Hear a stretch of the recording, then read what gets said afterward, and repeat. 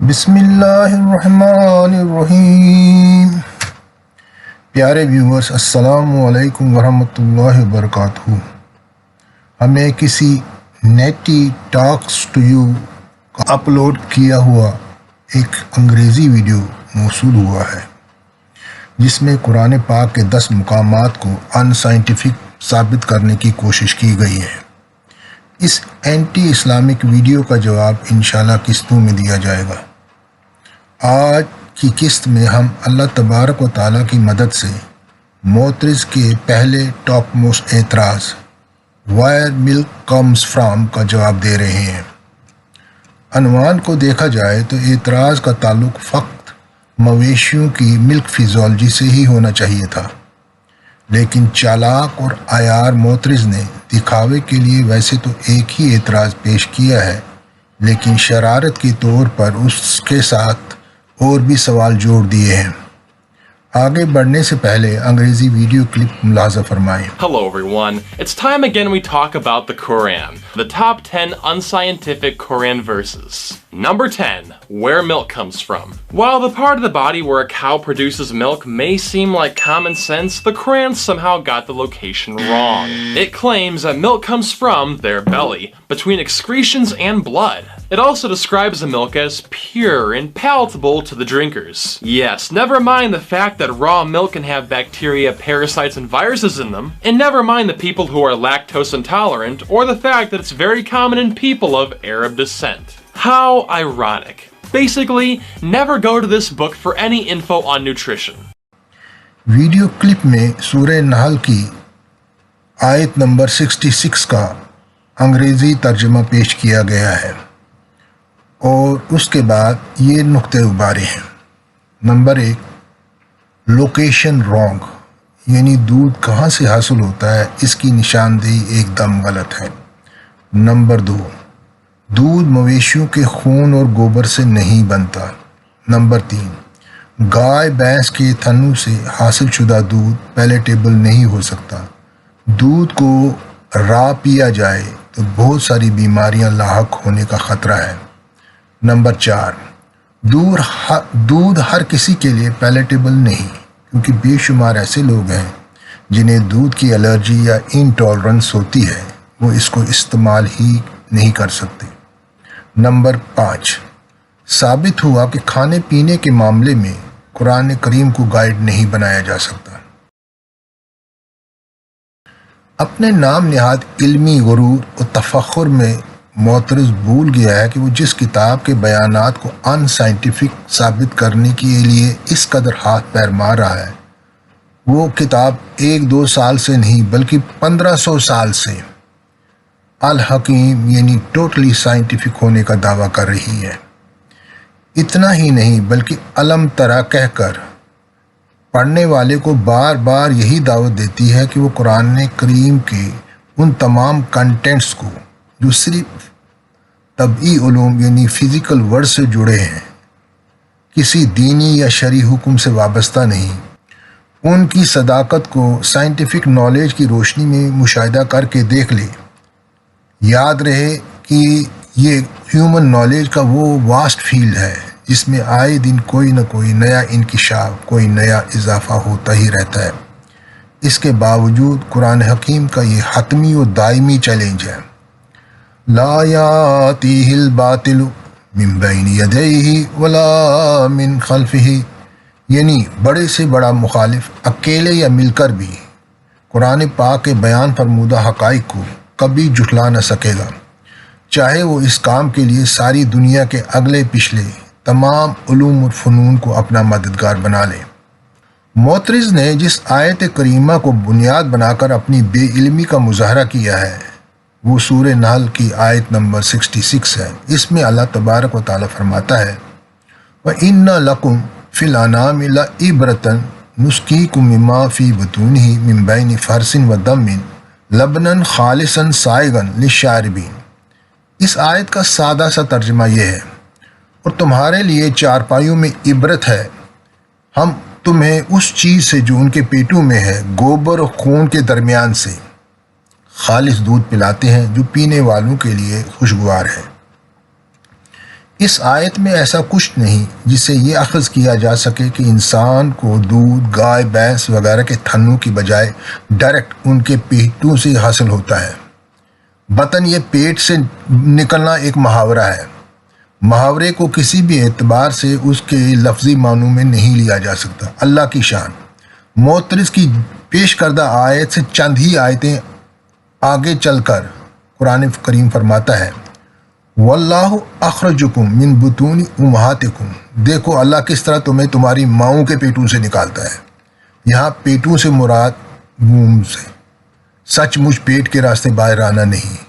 Educated ہونے کے باوجود اگر معترض اتنی معمولی بات کو بھی نہ سمجھ سکے تو قصور کس کا ہے؟ قرآن شریف کی بتائی ہوئی لوکیشن رانگ نہیں، معترض کے دماغی فطور کی لوکیشن رانگ ہو چکی ہے۔ ہمارا مشورہ یہی ہے کہ معترض کو دوبارہ کالج جوائن کر لینا چاہیے۔ گائے بھینس کے تھنوں میں دودھ کہاں سے اور کیسے پیدا ہوتا ہے؟ اس کو بوائن ملک فزیولوجی کہا جاتا ہے۔ کووڈ-19 کا ایک پازیٹو پہلو یہ ہے کہ اس کی وجہ سے ہر سبجیکٹ پر آن لائن لیکچر اور سٹڈی مٹیریل آسانی سے دستیاب ہو گیا۔ انٹرنیٹ پر واشنگٹن کے ڈاکٹر یونیورس اسٹوڈنٹس کے تمام علمی اور سائنسی سوالات کا ماہرانہ جواب دیتے ہیں۔ گائے بھینس وغیرہ کے تھنوں میں دودھ کیسے پیدا ہوتا ہے، اس سارے پروسیس کا خلاصہ کرتے ہوئے ایک اسٹوڈنٹ کو لکھتے ہیں دودھ کی تیاری کے لیے گائے کو کئی مراحل سے گزرنا ہوتا ہے۔ سب سے پہلے اسے غذا کی شکل میں بہت ساری خشک اور ہری گھاس اور چارہ کھانا ہوتا ہے۔ آپ نے سنا ہی ہوگا کہ گائے جگالی کرتی ہے، یعنی نگلے ہوئے گھاس وغیرہ کو منہ میں اگل کر دوبارہ چباتی رہتی ہے۔ اس دوبارہ چبائی ہوئی غذا کو کڈ کہتے ہیں۔ گائے غذا کو دوبارہ اس لیے چباتی ہے تاکہ وہ اس کڈ میں موجود غذائیت یعنی پروٹین، شوگر، فیٹ، وائٹامنز اور دیگر نیوٹرینٹس کو حاصل کر سکے۔ دودھ کا 87% حصہ پانی اور باقی حصہ انہی غذائیات والے نیوٹرینٹس پر مشتمل ہوتا ہے۔ جب گائے گھاس اور چارہ وغیرہ کھاتی ہے تو غذائیت سے بھرے یہ نیوٹرینٹس انتڑیوں سے ابزار ہو کر گائے کے بلڈ سٹریم میں داخل ہو جاتے ہیں۔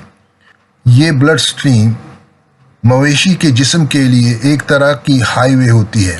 یہ جذب شدہ غذائیت اور نیوٹرینٹس کو جسم کے ہر ایک حصے تک پہنچاتی ہے۔ لیکٹیشن کے دوران گائے بھینس کے اڈر یعنی تھنوں کو نیوٹرینٹس کی سب سے زیادہ ضرورت ہوتی ہے۔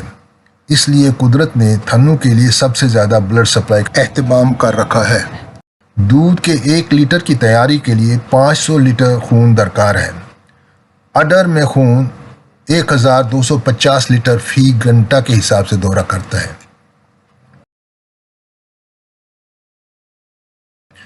مویشی جگالی کیوں کرتے ہیں؟ اس کی بنیادی وجہ ان کی خوراک ہے جو غذائیت یا نیوٹرینٹس کے اعتبار سے نہایت ہی گھٹیا یعنی پور کوالٹی کی ہوتی ہے۔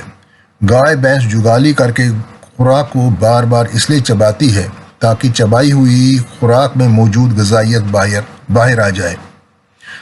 اگر مویشی جگالی کرنا چھوڑ دے تو ڈھیروں گھاس کھانے کے باوجود بھوکا مر جائے۔ چونکہ ہمارے معترض کے اعتراض کا بڑا حصہ مویشی کے ڈائجسٹو سسٹم سے جڑا ہے، اس لیے ڈائجسٹو پروسیس کو ذرا ڈیٹیل میں بیان کیا جائے گا۔ انٹرنیٹ پر ایک قابل لیڈی ٹیچر کا مویشیوں کے ڈائجسٹو سسٹم کی اناٹمی اور فزیولوجی سے متعلق ایک معلوماتی ویڈیو اپلوڈ ہوا ہے۔ اپنے معزز ویورز کی خاطر ہم اسی ویڈیو کو استعمال کر رہے ہیں۔ آئیے گائے بھینس کے ڈائجسٹو سسٹم پر ایک نگاہ ڈالیں۔ یہ سسٹم دوسرے حیوانوں کے ڈائجسٹو سسٹم سے مختلف ہے۔ یہاں سٹامک 4 تھیلوں پر مشتمل ہے: رومن، ریٹیکولم، اومیزم اور ایباموزم۔ خوراک کی نقل و حرکت کا راستہ: خوراک منہ کے راستے پہلے تھیلے یعنی رومن میں پہنچتی ہے، جہاں سے جگالی کر کے چبانے کے لیے اسے دوبارہ منہ کی طرف بھیج دیا جاتا ہے۔ وہاں سے یہ واپس رومن میں آتی ہے، پھر دوسرے تھیلے یعنی ریٹیکولم میں داخل ہوتی ہے، وہاں سے پہلے تیسرے تھیلے اومیزم میں اور پھر چوتھے تھیلے ایباموزم میں جاتی ہے۔ وہاں سے پہلے چھوٹی انتڑی میں اور پھر بڑی انتڑی یعنی کولن میں جاتی ہے اور آخر میں ردی مواد یعنی گوبر کی شکل میں اینس کے راستے باہر آ جاتی ہے۔ ڈائجسٹو سسٹم اور ڈائجیشن کی تفصیل، نظام ہاضمہ کے حصے اور ان کی کارکردگی۔ پہلا تھیلا رومن، یہ سب سے بڑا تھیلا ہے۔ نگلی ہوئی خوراک اسی تھیلے میں جمع ہوتی ہے۔ یہاں سے چبائی ہوئی خوراک کو، جس کو کڈ کا نام دیا گیا، جگالی کر کے واپس منہ کی طرف بھیج دیا جاتا ہے، جہاں اس کو دوبارہ پوری طرح چبا کر گرائنڈ کیا جاتا ہے تاکہ فوڈ کے تمام غذائی اجزاء یعنی نیوٹرینٹس باہر آ جائیں۔ یہاں گرائنڈڈ کڈ کے ساتھ سلائیوا کو مکس کیا جاتا ہے، پھر یہ فوڈ واپس رومن میں چلی جاتی ہے جہاں بیکٹیریا اس کو فرمنٹ کرتے ہیں۔ یہاں سے یہ بدبودار فرمنٹڈ کڈ دوسرے تھیلے یعنی ریٹیکولم میں داخل ہوتا ہے، جہاں بیکٹیریا اور ان کی انزائمز اس کڈ کو لگ بھگ پوری طرح ڈائجسٹ کر دیتے ہیں۔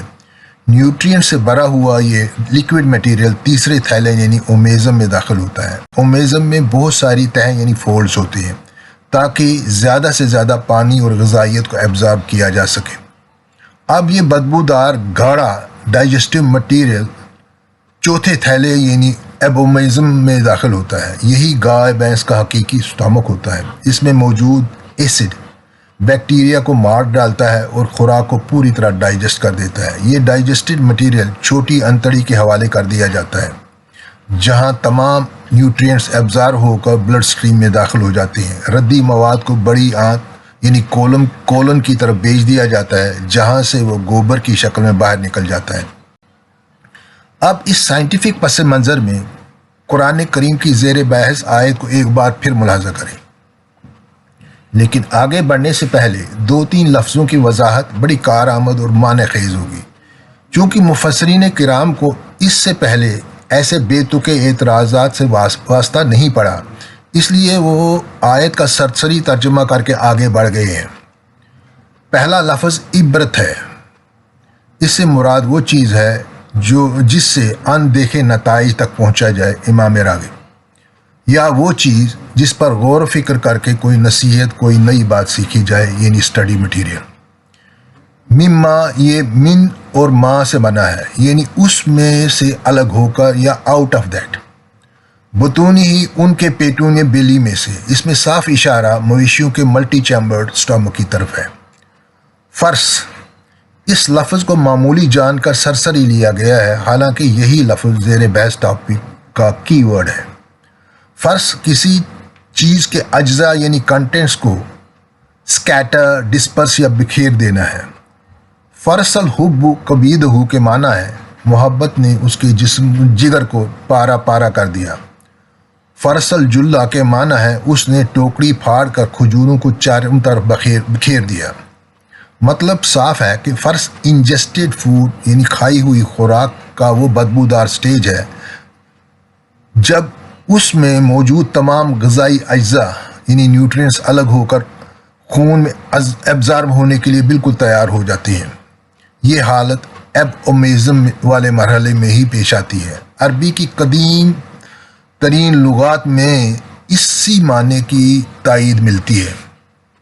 تاج العروس میں لکھا ہے کہ فرس گائے بھینس کے انجسٹڈ فوڈ کی وہ بدبودار حالت ہے جب وہ اوجڑی یعنی سٹامک میں ہوتی ہے۔ پس فرس کو جانور کا بیکار ردی مٹیریل یعنی گوبر نہیں کہا جا سکتا، کیونکہ جانور اس سے کچھ حاصل نہیں کر سکتا۔ اللہ کی شان، عرب کے امی لوگ بھی گائے بھینس کے گوبر کو فرس نہیں کہتے، اس کے لیے ایک الگ لفظ روث بولا جاتا ہے۔ آئیے اب زیر بحث آیت کے مختلف حصوں کو ایک ایک کر کے لیں اور دیکھیں کہ کیا میسج دیا جا رہا ہے۔ وَإِنَّا لَكُمْ فِي الْأَنْعَامِ لَعِبْرَةً، بے شک تمہارے لیے چوپایوں میں ایک خاص اسٹڈی مٹیریل ہے۔ مطلب یہ کہ جو بات کہی جا رہی ہے وہ عام لیول کی نہیں۔ آیت کا تعلق زوالوجی کی ایک خاص شاخ سے ہے، وہیں سے ڈیٹیل رہنمائی حاصل کرنا ہوگی۔ نسقیکم، ہم تمہیں پلاتے ہیں، یعنی جو چیز پلائی جا رہی ہے اسے صرف اور صرف قدرت کے غیبی ہاتھ ہی تیار کر سکتے ہیں، سائنسدانوں کی سوفسٹیکیٹڈ مشینیں نہیں۔ مما فی بطونی، ان مویشیوں کے پیٹوں سے یا اس مویشی کے پیٹ سے، یعنی تھیلیوں والے سٹامک میں آئی ہوئی خوراک ہوتی ہے، اسی میں سے ضروری اجزاء کو الگ کیا جاتا ہے۔ من بین فرس و دم، پہلے مرحلے پر فرس کے اندر سے، دوسرے مرحلے پر دم یعنی بلڈ سٹریم کے اندر سے بہت کچھ مناسب وقت پر اور مناسب مقصد کے تحت الگ کر کے مادہ مویشی کے تھنوں تک پہنچایا جاتا ہے۔ لبنن خالصاً، تاکہ خالص دودھ کی تیاری ممکن ہو سکے، سائغن للشاربین، جو پینے والوں کے لیے خوشگوار ہے۔ اب ہم معترض کے اس اعتراض کی طرف آتے ہیں جو اس نے سائغن للشاربین کو لے کر کیا ہے۔ قرآن کریم کا یہی تو اعجاز ہے کہ اس نے سائغن للناس یعنی تمام انسانوں کے لیے خوشگوار نہیں کہا کہ اعتراض ہو سکے۔ جس شخص کو دودھ پینے سے تکلیف یا الرجی ہوتی ہو وہ شاربین والے زمرے سے خود بخود باہر ہو جاتا ہے۔ رہی بات دودھ کو ابال کر یا پاسچرائز کر کے پینے کی، تو یہ انسان کی اپنی ذمہ داری ہے۔ صحت اور صحت سے جڑے قاعدے قانون انسان خود مرتب کرتا ہے۔ قرآن کریم نے کھانے پینے کے بارے میں حلالن طیبن کہہ کر بنیادی طور پر فقط دو ہی شرطیں لازم ٹھہرائی ہیں۔ ایک یہ کہ چیز حلال ہو یعنی شریعت کے تمام تقاضے پوری کرتے ہو، دوسرے یہ کہ وہ طیب ہو یعنی انسانی مزاج اور اس کی صحت کے موافق ہو۔ اس کا عام ترجمہ یہی ہے کہ وہ تر و تازہ ہو، سڑی بسی نہ ہو، پھلوں کی بات وغیرہ کی بات ہو تو انہیں پکنے پر ہی کھایا جائے۔ لیکن امام راغب نے 800 سال پہلے طیب کی یہ ڈیفینیشن دی ہے۔ طیب ہر وہ چیز ہے جس کے کھانے پینے یا استعمال سے جسم کو راحت ملے، کوئی تکلیف پیدا نہ ہو۔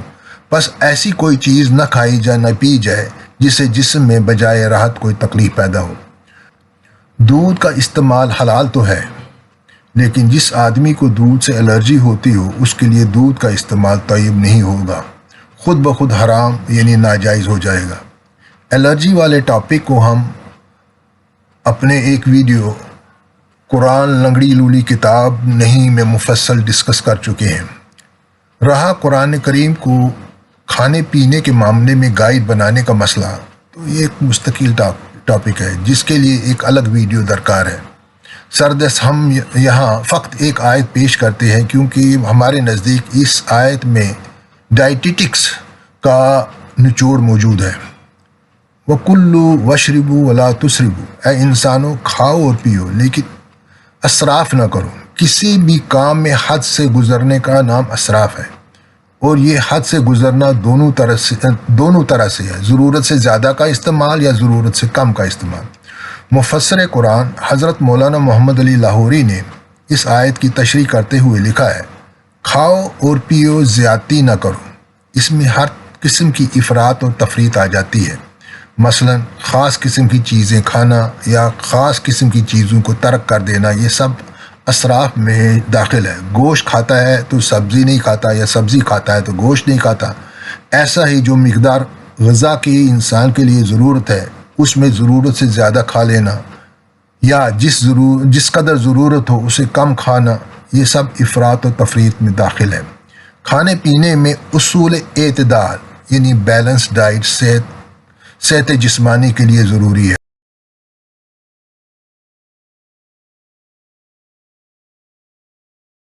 ثابت ہوا کہ قرآن حکیم انسانی زندگی کے ہر شعبے کے لیے کامل گائیڈ ہے۔ خدا حافظ والسلام۔